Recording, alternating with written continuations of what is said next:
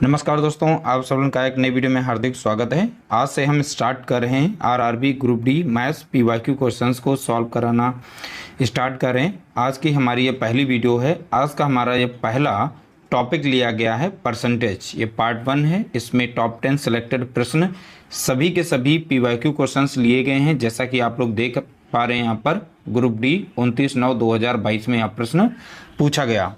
तो इसी तरीके से यहाँ पर टॉप 10 सिलेक्टेड प्रश्न होंगे, सभी के सभी पीवाईक्यू क्वेश्चंस होंगे। सबसे पहले हम बहुत ही जल्द जितने भी पीवाईक्यू क्वेश्चंस हैं सभी प्रश्नों को हम सॉल्व कराएंगे। उसके बाद इन पर आधारित हम प्रैक्टिस सेट लेकर आएंगे। प्लेलिस्ट बनी हुई है, उसको ज़रूर आप विजिट करें, क्योंकि उसी में हम सभी वीडियोस को ऐड कर दिया करेंगे। पार्ट वाइज में आप लोग उन सभी वीडियोस को देख लिया करें। तो चलिए इसे हम सॉल्व करते हैं। देखिए, संख्या एक दी गई थी, जैसे 5650 में 15% की वृद्धि करने पर यह बढ़कर डैश हो जाएगी। अगर इसमें हम 15% की वृद्धि कर दें तो कितनी संख्या हो जाएगी, यह पूछा गया।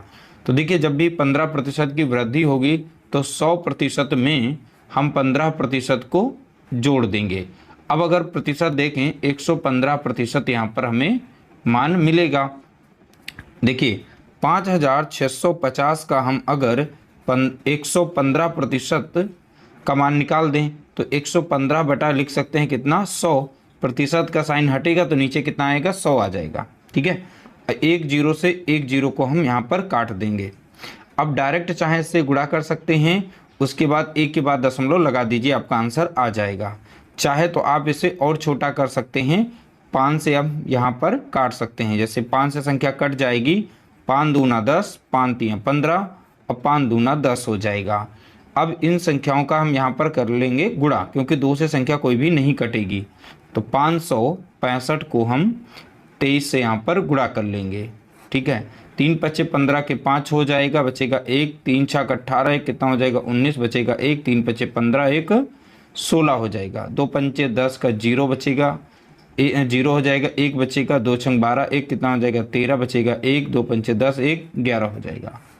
इन सभी संख्याओं को यहाँ पर हम जोड़ लेंगे। इस तरीके से हमें यहाँ पर संख्या मिलेगी 12,995 मिला है।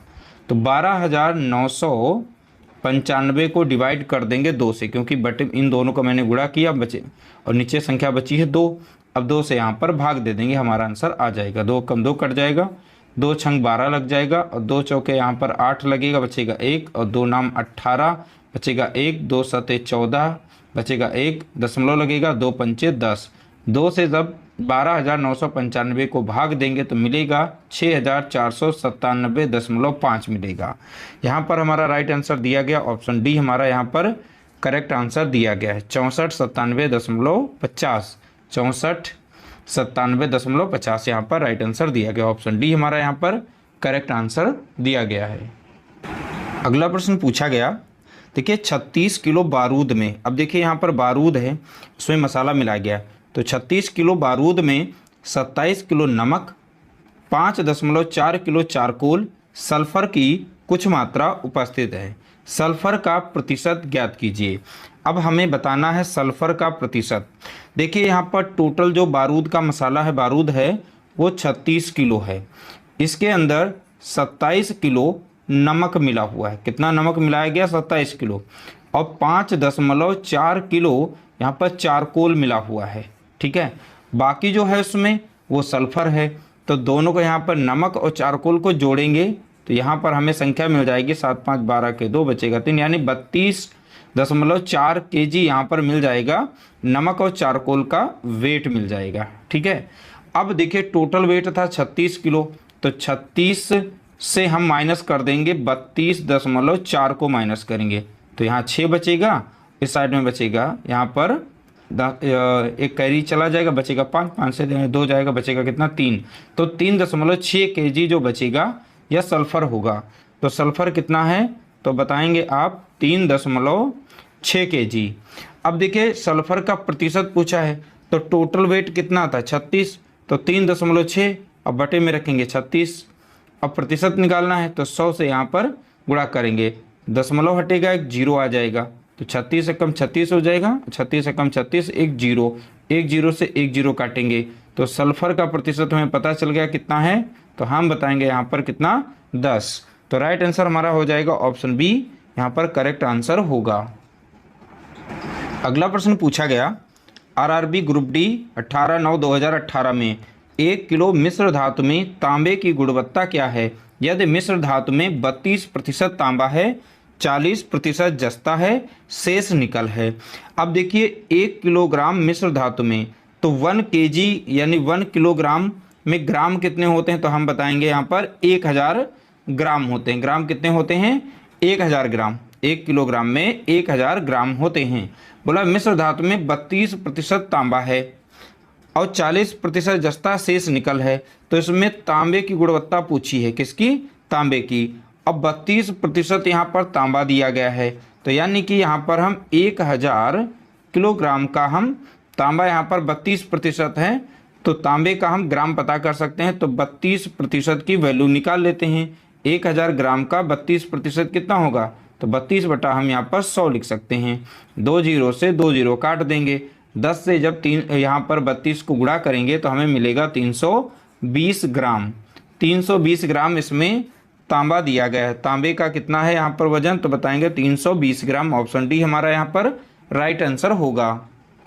अगला प्रश्न पूछा गया एक मिश्र धातु में 42% चांदी है यदि मिश्र धातु में 147 ग्राम चांदी है तो मिश्र धातु में अन्य तत्वों की मात्रा कितनी है। देखिए यहाँ पर जो भी मिश्र धातु है मान लीजिए वो 100% है, ठीक है, उसमें से बोला गया 42% चांदी है।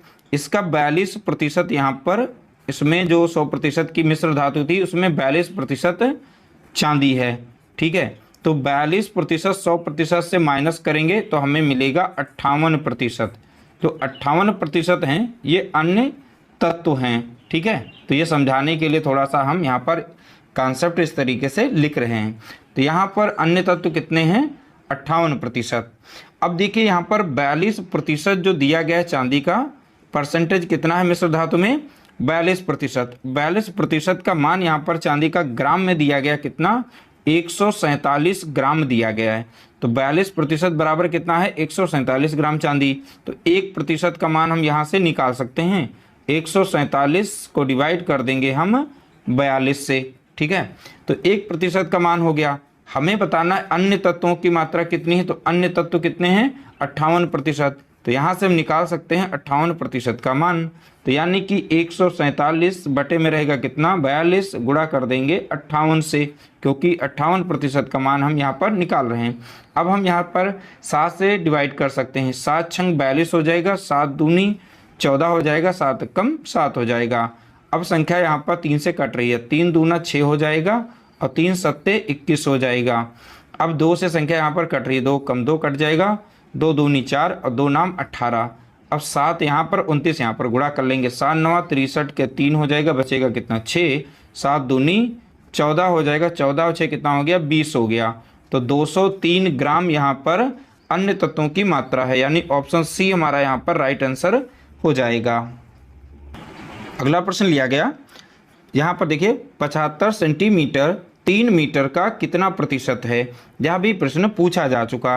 अब देखिए बोला गया 75 सेंटीमीटर, यहाँ पर 3 मीटर दिया गया। 1 मीटर में 3, यहाँ पर 100 सेंटीमीटर होता है, तो 3 मीटर में कितना हो जाएगा, 300 सेंटीमीटर हो जाएगा। अब देखिए एक ही यूनिट में हम चेंज करें, सेंटीमीटर है तो सेंटीमीटर में करिए, तो 75 सेंटीमीटर ऊपर हो गया, 300 सेंटीमीटर नीचे रखेंगे। कितना प्रतिशत है, यानी प्रतिशत बोल रहा है तो 100 से गुणा करिए। 2 जीरो से 2 जीरो कटेगा, 3 कम 3 कट जाएगा, 3 दूना 6 कट जाएगा, 3 पचे 15। तो वैल्यू निकल के आएगी 25%, ठीक है। तो हमारा राइट आंसर हो जाएगा ऑप्शन डी, हमारा करेक्ट आंसर होगा। अगला प्रश्न पूछा गया आरआरबी ग्रुप डी, देख सकते हैं यहाँ पर है ग्रुप डी 15/11/2018 में सोमनाथ की वार्षिक आय यानी वर्ष की, पूरे साल की आय कितनी है, 24 लाख रुपए है। वह हर महीने अपने वाहन के लिए 40,000 रुपये की ईएमआई भुगतान करते हैं। उनकी मासिक आय का कितना प्रतिशत ईएमआई पर खर्च होता है। सबसे पहली बात यहाँ पर वार्षिक आय दी गई 1 वर्ष की, तो 12 महीने में कितना रुपए कमाते हैं वो, 24 लाख रुपए कमाते हैं। सॉल्व करने का सिंपल तरीका, एक महीने में कितना कमाएंगे, इस 24 लाख को डिवाइड कर देंगे हम 12 से। ठीक है, तो ये 12 महीने से डिवाइड करेंगे, एक महीने की वैल्यू आ जाएगी। 12 कम 12 कटेगा, 12 दूनी 24, यानी 2 लाख रुपए वो हर महीने में कमा रहे हैं। अब 2 लाख रुपए में से 40,000 रुपये वो अपने वाहन की ईएमआई का भुगतान करते हैं। तो वाहन की यहाँ पर ईएमआई का जो प्रतिशत था वो बताना है। अब देखिए 2 लाख रुपए में से वो कितना रुपया खर्च करते हैं, 40,000 रुपये ईएमआई पर खर्च करते हैं। जितना खर्च करते हैं ऊपर रखना है। अब इसका प्रतिशत निकालने के लिए 100 से आप गुणा कर देंगे। अब देखिए यहाँ पर 4 जीरो, यहाँ पहले नंबर यहाँ से काटें, 2 जीरो यहाँ पर, 2 जीरो यहाँ पर काट देंगे। अब 3 यहाँ पर हैं तो 3 जीरो यहाँ पर काटेंगे, 2 कम 2 कट जाएगा और 2 दूनी 4, 1 जीरो। तो इस तरीके से हमें मिलेगा 20%। अपने मासिक वेतन का वो 20% रुपया जो है ईएमआई पर खर्च करते हैं। तो ऑप्शन हमारा यहाँ पर पहला करेक्ट आंसर हो जाएगा। अगला प्रश्न पूछा गया ग्रुप डी 19/9/2018 में अनीता एक फैशन बुटीक चलाती है। ठीक है, उसके खर्च निम्नलिखित मदों में हैं। 30% खरीद पर। अब देखिए यहाँ पर लिख लेते हैं, अब खरीद पर कितना खर्च कर रही है, तो खरीद पर वो 30% खर्च कर रही है। भुगतान दर्जी, तो 40% दर्जी को दे रही है। ठीक है, दर्जी का भुगतान कितना है, 40% का। अब 30% में बिजली और किराया, तो बिजली व किराया, तो बिजली व किराया पर कितना है, 30% वो पैसा खर्च करती है। इस तरीके से पूरा पैसा जोड़ेंगे तो 100% हमारा बनेगा। ठीक है, जितना कमा रही है इस तरीके से वो खर्चा कर रही है। तो बोला गया यदि उसका कुल खर्च, बोला गया उसका कुल खर्च 50,000 रुपये प्रतिमाह होता है। हर महीने में वो 50,000 रुपये खर्च करती है। तो उसने दर्जी को भुगतान पर कितना खर्च किया, तो दर्जी पर कितना खर्च किया, तो सबसे पहली बात टोटल उसके पास रुपए कितने हैं मासिक खर्च के लिए, 50,000।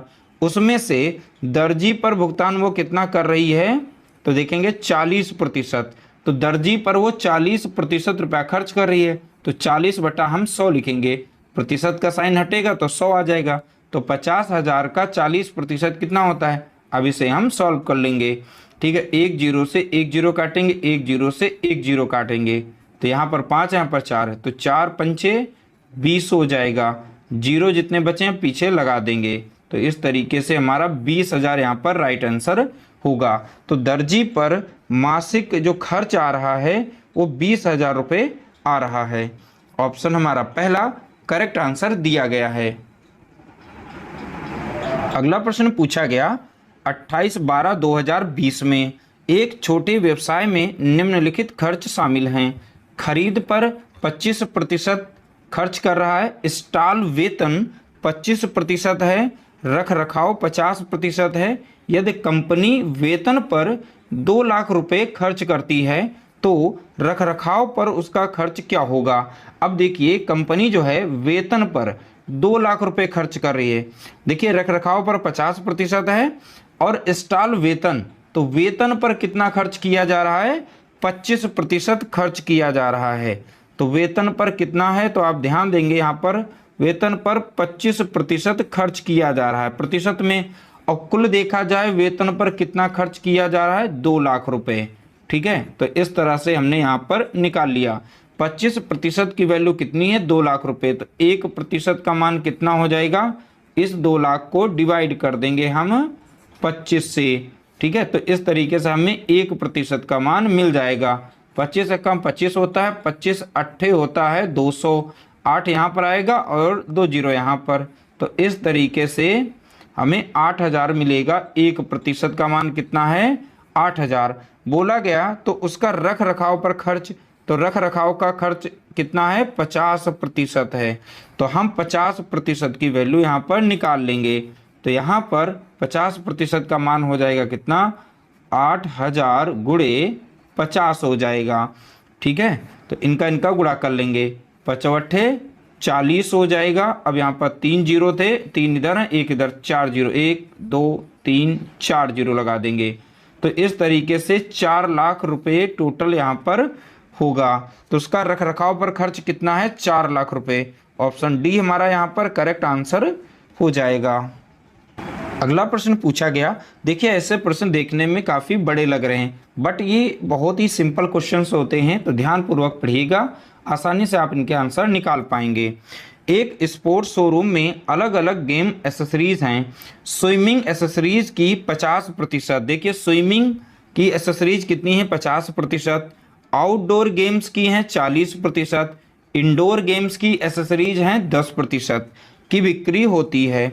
यदि किसी विशेष महीने की दुकान 10,000 की तैराकी पोशाक बेचता है, भाई तैराकी पोशाक कितने की बेच रहा है, 10,000 रुपये की। अब यहाँ पर स्विमिंग, तो स्विमिंग एसेसरीज तैराकी के अंतर्गत आती हैं, तो इनका परसेंटेज कितना है, 50। तो 50% का मान यहाँ पर दिया गया है कितना, 10,000। ठीक है, तो 10,000 की तैराकी पोशाक बेचता है, तो आउटडोर खेल के सामान की बिक्री का अनुमान बताइए। अब यहाँ पर देखिए आउटडोर गेम, तो आउटडोर गेम का परसेंटेज कितना है, 40%। तो यहाँ से हम 1% का मान निकाल सकते हैं। ठीक है, तो 10,000 को डिवाइड कर देंगे हम 50 से, 50% बराबर इतना था, 1% कितना, 50 से भाग दे देंगे, कट जाएगा, 1 0 से 1 0 कटेगा, 5 एकम 5, अब 5 दूना 10, यानी यहाँ पर 200 आ जाएगा। 1% का मान कितना है, 200 यहाँ पर दिया गया है। अब बोला गया आउटडोर गेम, तो आउटडोर गेम की बिक्री का आंकड़ा, तो आउटडोर का यहाँ पर कितना है, 40%। तो देखिए अब हम यहाँ पर 40% का मान निकाल लेंगे। 1% बराबर 200, 40% बराबर 200 गुणा कितना हो जाएगा, 40 हो जाएगा। तो 2 चौके 8 हो जाएगा, कितने जीरो, 3 जीरो पीछे लगा देंगे, यानी 8,000 रुपया होगा। यानी हमारा ऑप्शन हमारा पहला करेक्ट आंसर यहाँ पर दिया गया है। अगला प्रश्न पूछा गया ग्रुप डी 1/11/2018 में। देखिए ऐसे प्रश्न देखने में काफ़ी बड़े लगते हैं, बशर्ते इनका आंसर बहुत ही सिंपल होता है, बहुत ही सिंपल तरीके से इनका आंसर हम निकाल लेंगे। अब देखिए कैसे, यदि एक भिन्न y/x है तो यहाँ पर 6/7 हो जाता है। अब देखिए ये भिन्न थी, यहाँ पर y/x, ये आगे चलकर हो जाती है 6/7। ठीक, उसके अंश में 12% की वृद्धि होती है और हर में 2% की कमी होती है। मूल भिन्न ज्ञात कीजिए। मान लीजिए कोई भी यहाँ पर एक भिन्न दी गई, हम मानते हैं वो 100% भिन्न थी, अंश था, और 100% उसका हर था। यहाँ पर y/x दिया गया है, उससे हमें कोई मतलब नहीं है। बोला गया है अंश में 12% की वृद्धि, तो 100% में 12% की वृद्धि, तो अब हमारा नया अंश बनेगा 112, क्योंकि इसमें 12% की वृद्धि हो रही है। अब बोला गया है हर में माइनस यहाँ पर 2% की कमी हो रही, तो माइनस से 2% की कमी, तो अब हमारा हर जो हो जाएगा वो हो जाएगा 98। कितना, अब माइनस कर देंगे 2%, इसमें कमी हो रही है, तो नया हमारा जो भिन्न बनेगा 112 बटा कितना, 98 बनेगा। अब जो नया हमारा भिन्न है ये बराबर हो जाता है किसके, 6/7 हो जाता है, बोला गया, तो 6/7 के ये बराबर हो जाता है। अब हमें क्या करना है, जब भी मूल भिन्न निकालने को कहे, जब इस तरीके से कंडीशन बने, तो यहाँ की वैल्यू जो पहले वाली होती है, अंश और हर को आपस में चेंज करेंगे। अब लिखेंगे यहाँ पर 98 बटा कितना, 112। ठीक है, और गुणा कर देंगे इस संख्या का, इस संख्या को चेंज नहीं करेंगे, 6/7 ही रखेंगे। अब हमें मूल संख्या मिल जाएगी। इसी पर आधारित हमने कल एक प्रश्न करवाया था, कल वाली जो वीडियो बनी थी उसमें एक प्रश्न मैंने शामिल किया था, उसमें इसी तरीके से प्रश्न था, उसको भी हमने ऐसे ही सॉल्व किया था। अब देखिए यहाँ पर संख्या को काट सकते हैं। अब यहाँ पर संख्या ये 3 से कट रही है, 2 से कट रही है, तो 2 से काट देंगे। ये संख्या 7 से कट रही है, 7 कम 7 लग जाएगा, 7 कम 7, 7 चौके 28 लग जाएगा। ठीक है, अब यहाँ पर ये संख्या हमारी 2 से कट रही है, 2 3 6 हो जाएगा, और 2 पंचे 10 हो जाएगा, और 2 छंग 12, 14 कम 14 हो जाएगा, 14 चौके 56 हो जाएगा। ऊपर बची संख्या 3 और नीचे संख्या बची है 4। तो मूल संख्या कौन सी है, तो आप बताएंगे 3/4 है यहाँ पर, यानी ऑप्शन हमारा यहाँ पर पहला करेक्ट आंसर दिया गया है। इस तरह से टॉप 10 सिलेक्टेड प्रश्नों को हमने सॉल्व किया। PYQ की सीरीज हमारी कंटिन्यू चल रही है। अगर वीडियो अच्छा लगे तो प्लीज़ लाइक कर देना, शेयर कर देना। कोई सुझाव देना चाहते हैं तो आप कमेंट कर सकते हैं।